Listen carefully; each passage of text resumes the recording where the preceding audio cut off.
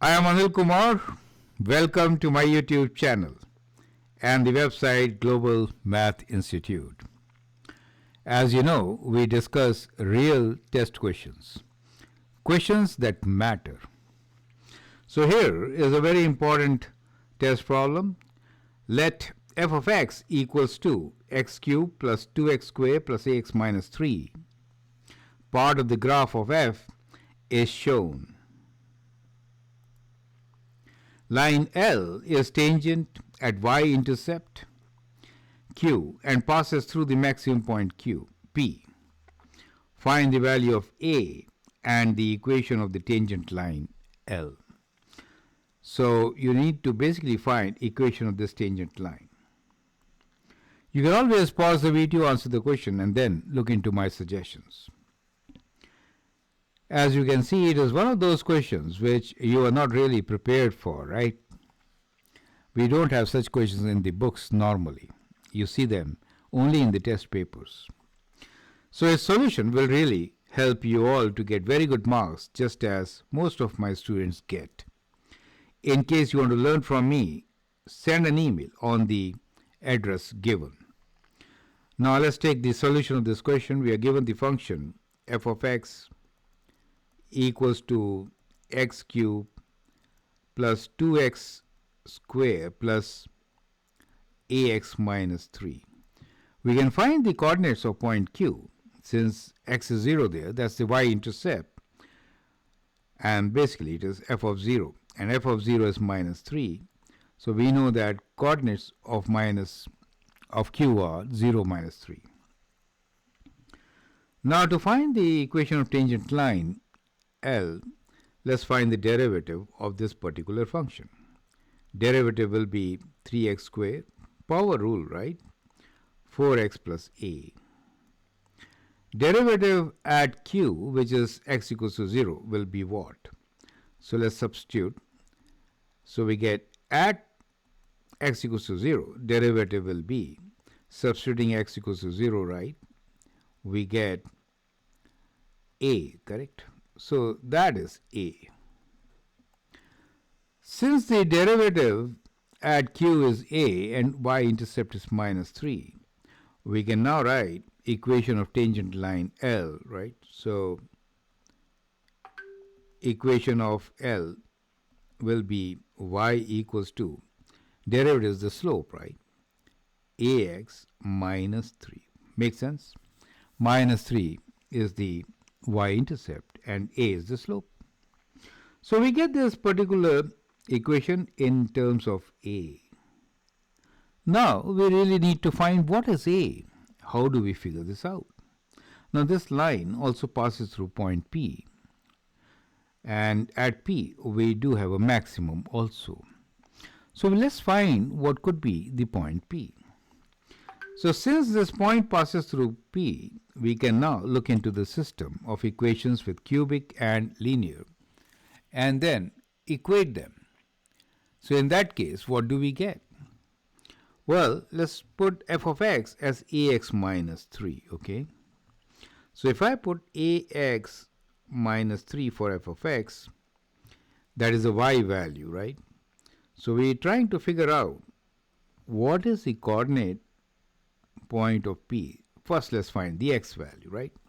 Substituting y equals to ax minus 3, point of intersection between the tangent and the curve, we get ax minus 3 equals to x cubed plus 2x squared plus ax minus 3. Do you see that? So both ax minus 3 and ax minus 3 cancel. And therefore, what we get here is 0 equals to x cubed plus 2x squared. Now this can be factored. Taking x squared common, we get x plus 2. Now x squared times x plus 2 equals to 0 means x is either equals to 0, which definitely is point Q, right?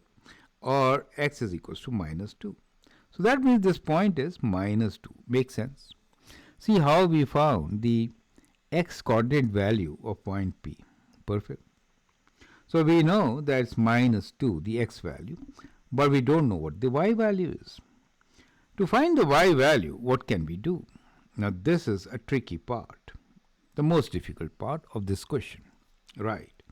Well, we are given another information here, which some of you must have already taken care of, which is maximum at P. So that means if I actually draw a tangent in that case, at P, it is going to be a horizontal line. So this equation, which gives you the derivative, should be 0 at P. And P is minus 2 x value, right?